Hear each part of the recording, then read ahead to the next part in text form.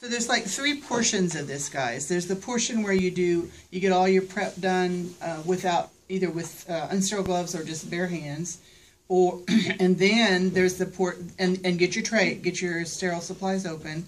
Then there's the portion that you put your gloves on and prepare the items that are in your tray. And then the third section is when you actually insert the catheter. So there's like one part that you do unsterile and two parts that you do sterile. Okay. One of the main things we need to do is make sure that we have the light set that we want it where we want it to be.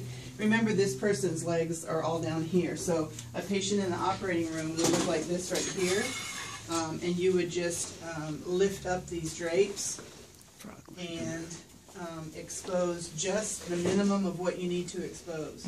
Have just enough room, and we would frog leg this person. In other words, we bend their knees in, or bend their legs, and then their legs, put their heels together, and then their legs would fall down. So that would give you the area that you need to get to here.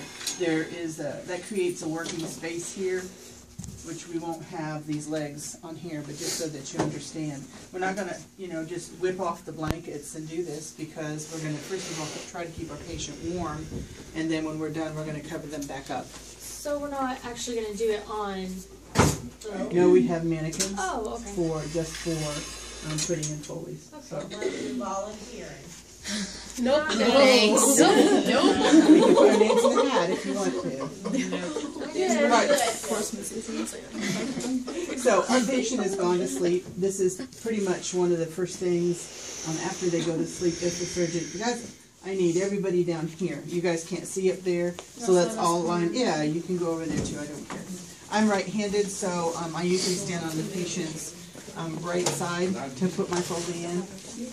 It's really good to be ambidextrous with this, but it doesn't always work out. So anyway, so the first thing you're going to do, obviously unsterile, right? Fix my lights. I'm going to expose my patient the minimal amount that I can and maintain their privacy. Then I need to put this little towel underneath this prep area. Obviously for a male, his legs are just out straight. You don't need to put his legs out, but for the female, you have to frog leg her to make this area visible. So I put my little prep towel underneath there. This is an unsterile towel that I grabbed out of the cupboard, okay? Because when we're done prepping, we can just use it to clean off the betadine or the soap. We don't want to leave that soap on them, because it can, at times, if it's a long surgery, the heat of their body, it can actually excoriate the tissues that are here, burn. The betadine has a iodine component, so it could actually burn their skin, so we want to avoid that. So unsterile, unsterile. Next thing I'm going to do is do what? Check your integrity and sterility. And sterility in my package. Yep, obviously this one's already open. I'm not freaked out about that. This goes in the trash. Occasionally there is a portion of the tray that's right here that the circulator has to have, because this is an implant, right? I mean, it's a temporary implant, but it's implanted, so the information that's right here, she needs that for her chart. So we'll just keep this and put this in the trash. Some people will use this as their trash bag, and they'll put it right here, but I don't care what you guys do. I don't care how you do it. Just whatever. And then this is the unsterile part, right? I can touch this part, but after I open whatever's inside, then I'm not going to touch, because this is just like a gown or anything else. This first area is going to come and tuck up underneath here. This is a little bit long. Move our cheeky back some.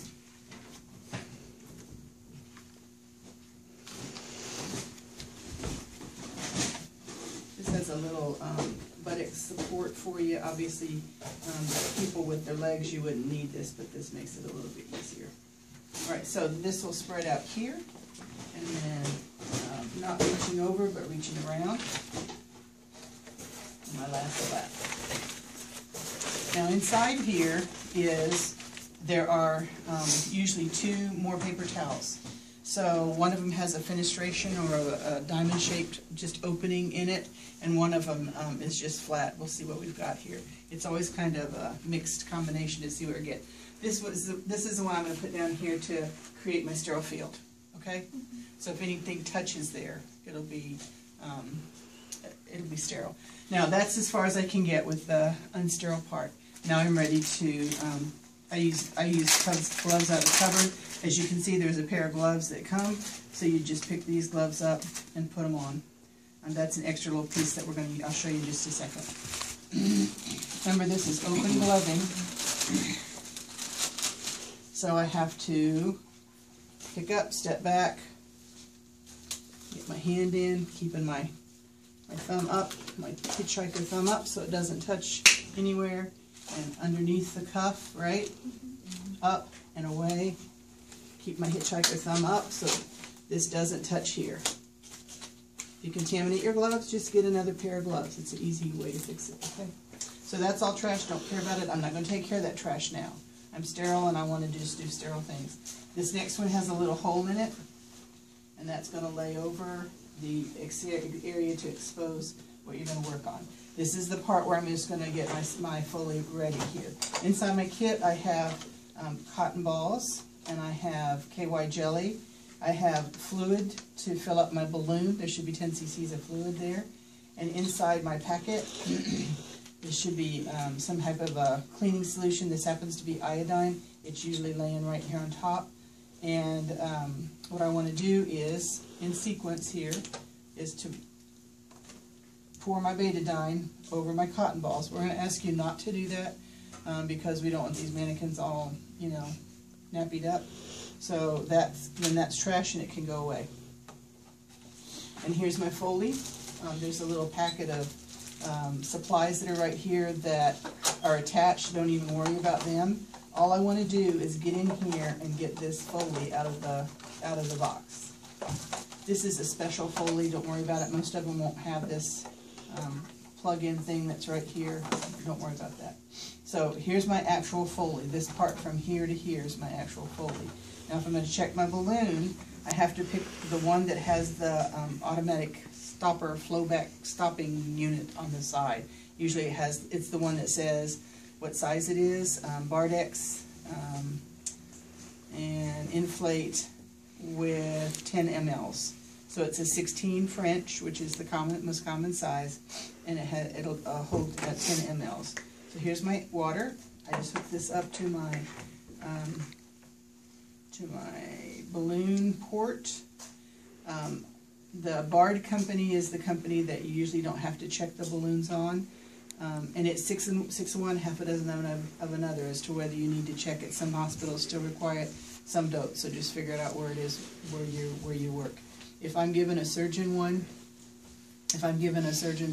a catheter to insert for the course of the procedure, I'll probably go ahead and check the balloon because I don't want to, you know, have him go through all that work and then it's got a hole in it and it's not going to hold its fluid. So all it's doing is traveling up a channel in this Foley to fill up the balloon at the end. We still have a place where the urine's going to run out, right? But this is just going to hold it on the other side, on the north side of the meatus, whether it's a male or a female. It's not going to pull out through that thing. In order for that balloon to stay inflated, I have to remove the syringe, okay? But all I'm doing right now is just testing it. So as soon as I put my fluid in, as you can see, I could just leave it and the pressure will come back. The pressure in here will make it force back out. So I'm going to pull all that irrigation, all that fluid out of there.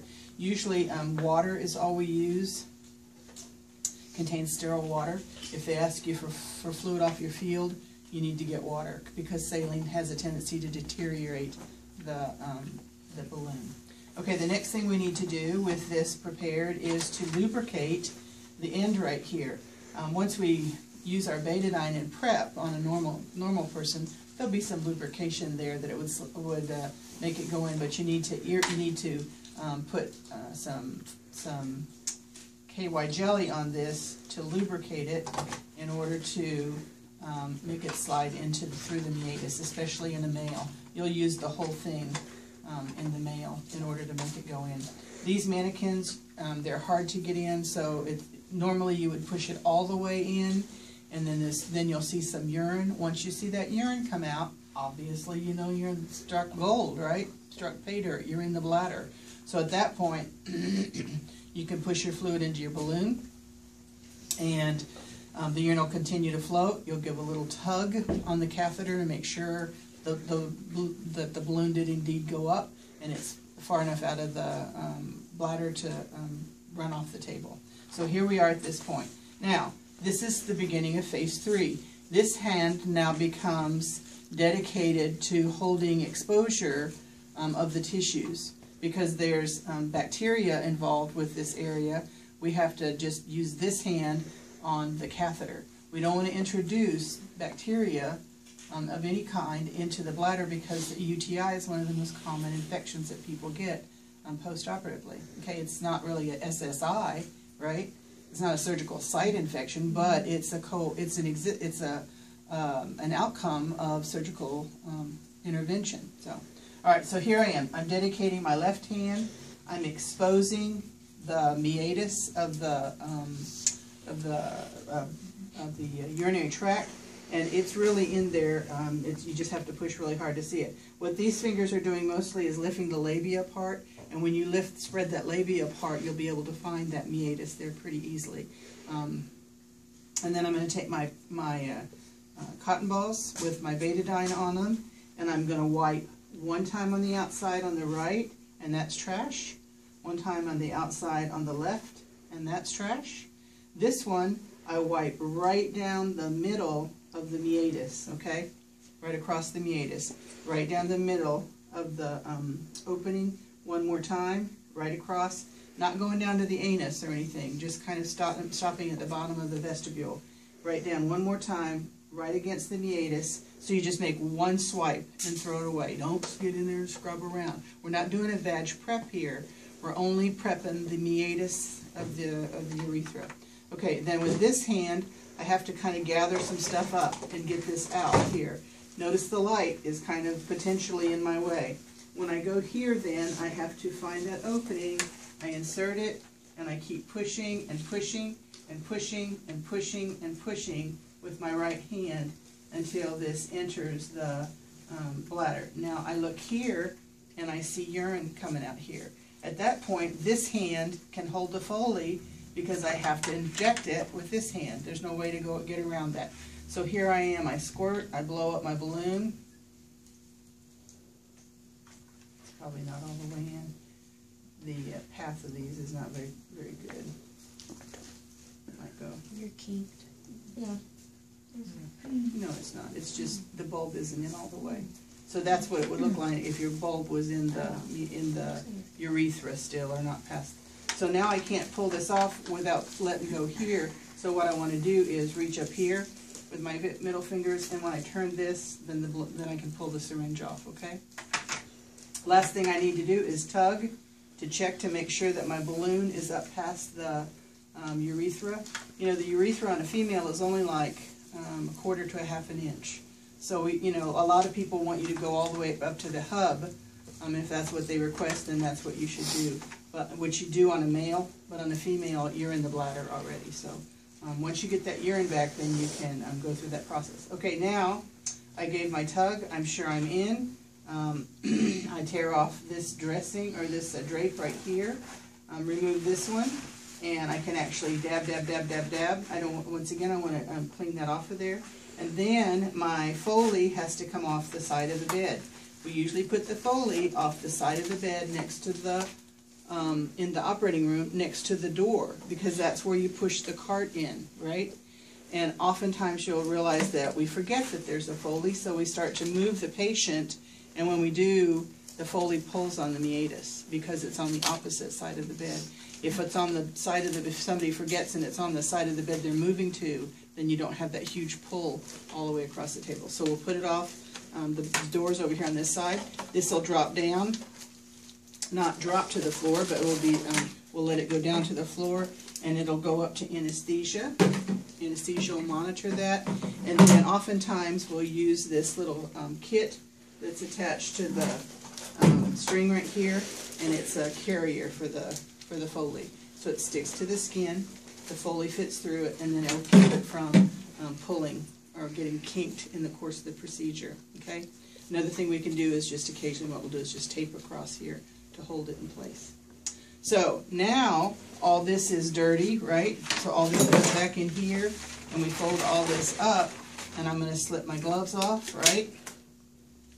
And open, take them off that way. All this dirty stuff is in here, and all this goes in the trash and gets discarded, and it's gone. Okay? What's the next thing I'm going to do? Clean gloves. Turn the patient. Say again? You gotta Yeah, clean. sure, I'm done here. So all I have to do is put her legs down, bring her jammies back down, or her sheet back down, and that's all there is to it. Questions? Doable? Ms. Eason, anything to add? You want to just do the mail? No. Okay. So the case is over, and now we have to remove this Foley. If she's not going to the floor with it, all we have to do is get some gloves off the cupboard, put some non-sterile gloves on. I either get the syringe off the field, or I hold on to this one, which I probably didn't do, but I'm going to pretend I did. All I have to do to remove this Foley is stick it in the hole, pull out all the fluid, so I should have 10 cc's in here, and as it starts to release, the Foley will just drop out, and then that goes in the red bag trash. Okay? Got it? Questions about that? So no towel under her when you're DCing. You can, sure. Okay. Yeah, because there's going to be urine in the That's what I thing, figured. but I there's a wondered sheet on what the bed. y'all wanted to see. Gotcha. We probably won't even ask them to take it out, will we, Miss Eason? Which, Remove the Foley or just put it in?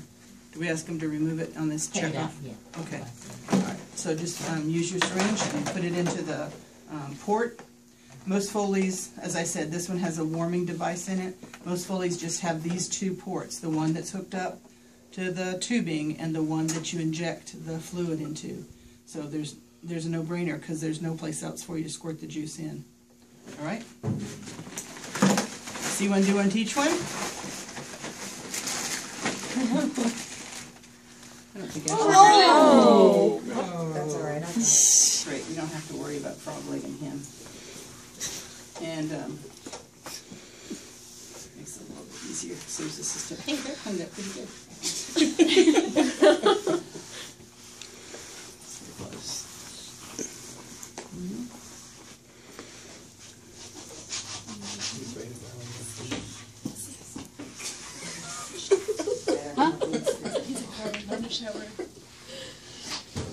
But don't get a new pair of gloves every time, okay? Go ahead and use your gloves over and over again. The box that's on top of there, they're already open where you've opened some. Just grab a pair of those. Yep. So for the demonstration, do we need to grab an extra pair of gloves?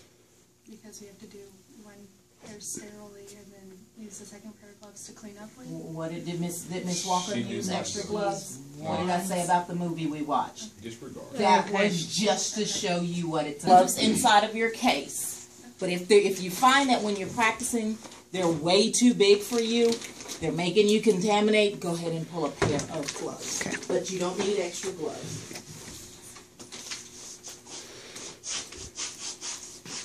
Grab the towel for me, excuse me. So we're going to pretend like this guy has a sheet down here on his legs too, okay guys? So all we're going to expose is just his penis. We're not going to have his legs exposed. All this can be protected like that. Because he has his bed sheets that he's going to be laying on for this whole case, so we don't want to get a bunch of medicine on, or prep on that. All right, once again, remember to fix your lights. Is it on your checkoff? Yes. Yeah. Equipment and supplies assembled. Check integrity of each and every item. Expose and provide adequate lighting. Right there it is. Okay. So fix your lights. Check your integrity and sterility. And I've got my patient exposed. My lights are ready. And these open a little funny. I'm not playing ha-ha. You can see that this has this white band here. A lot of products are like this. You grab both layers. There's like a plastic layer and a paper layer. Pull them both. And when you do that end will open out there for you, okay? Once again, I can touch the inner package and the circular to make it want the paper, so I'll lay it out for her. And this is my unsterile part.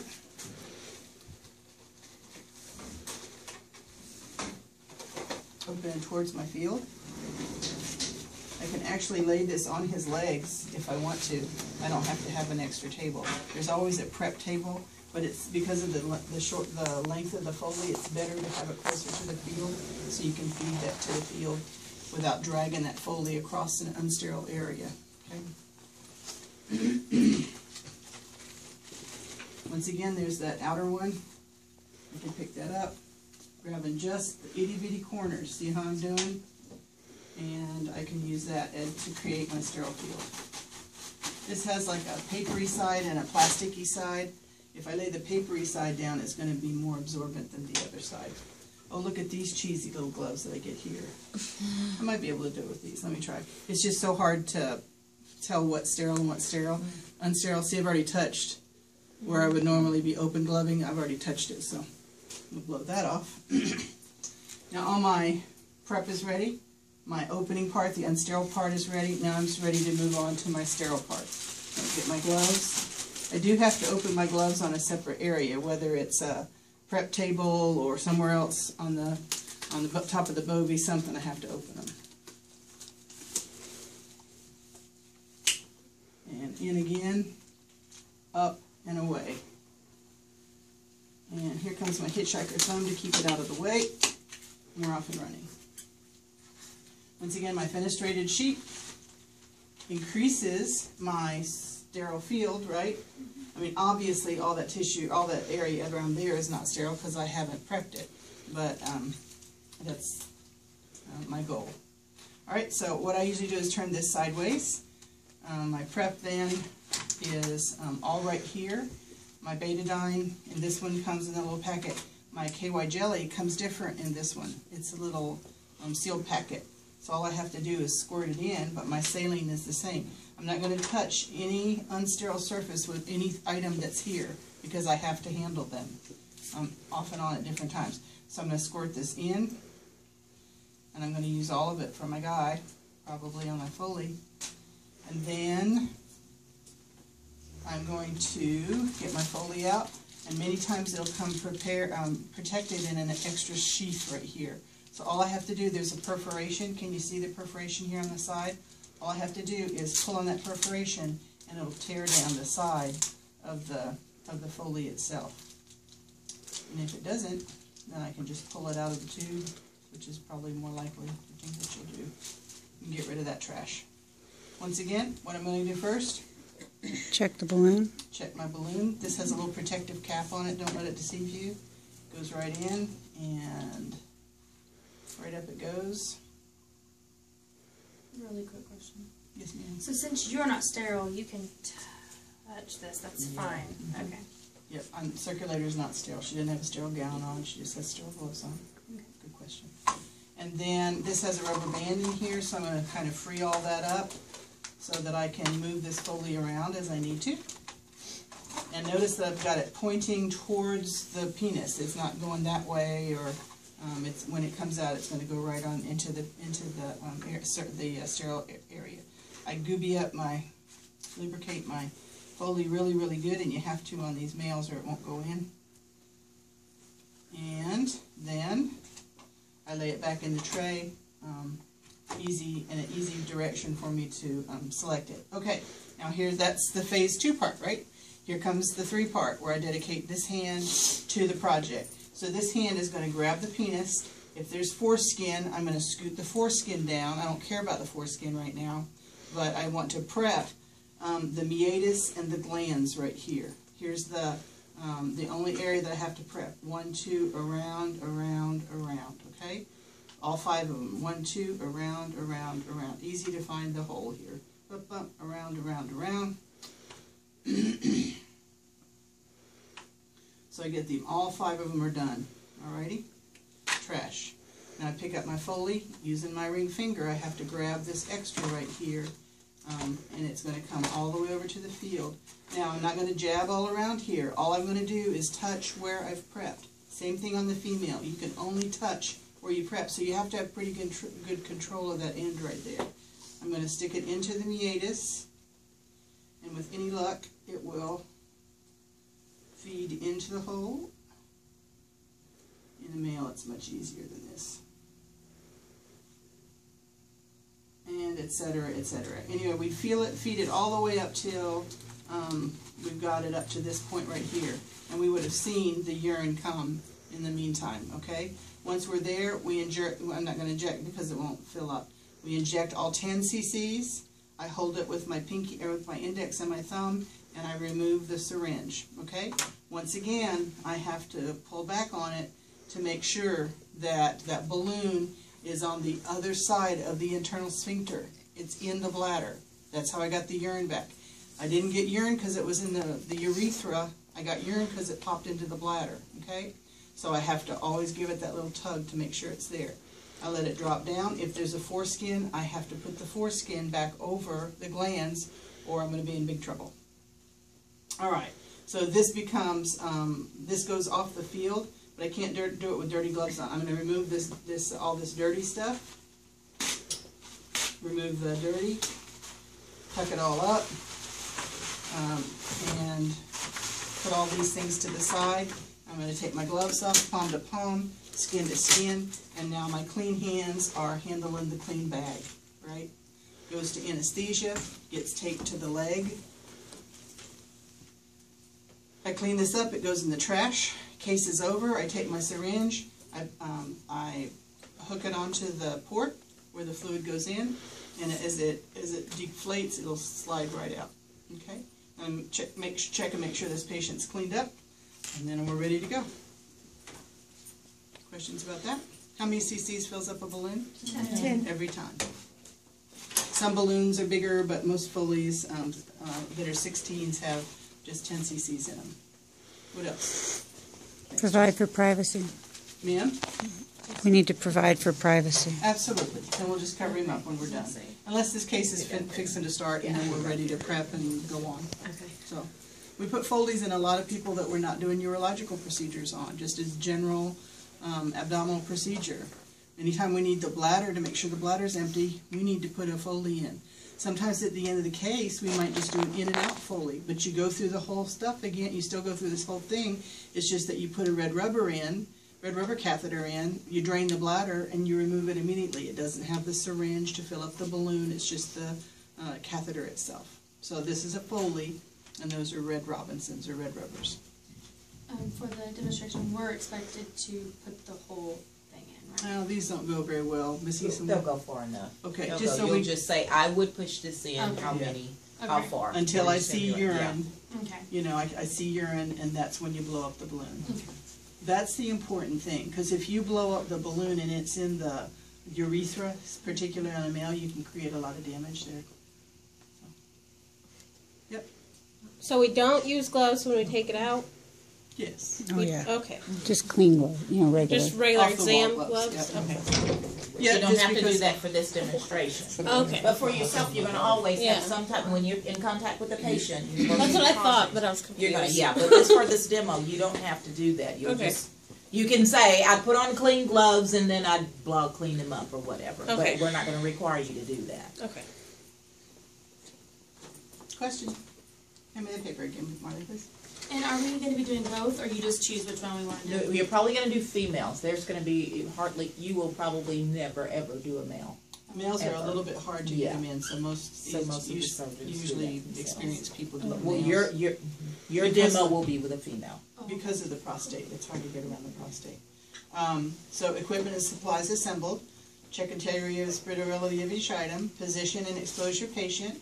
Lighting. Open the catheter set, just the same way you open a gown. Sterile. Yeah, Sterile. everything has to be done in a sterile fashion. And then you would place your drape, that first drape that I showed you. Then you do your open gloving. If you need open gloving, check on that video because you can get a review there. And you create your field. Remember, you have the little fenestrated one that creates your field when you put it over the area. Then you apply your first glove, second glove, and then the catheter insertion. Prepare supplies on the sterile field, which includes, what's the first thing? Betadine on your cotton balls, yep. And then, how about if somebody's allergic to betadine? Then you're just going to have a different solution. Somebody's going to pour that for you. You're going to put your sterile drape on if you have one. Place your left hand, prep the urethra, insert the catheter, blow up the balloon, give a gentle tug, clean up your patient, clean up your area, and then you're done. That's it. I didn't hear test the balloon on that one. So what would you like us to see? Test the You do that balloon? after you Yeah, do the I beta want to test, see is you that right? test your balloon. Okay. Test the balloon out after you do the beta test. I think that's under the prepare the supplies on this. Right, because there is such a,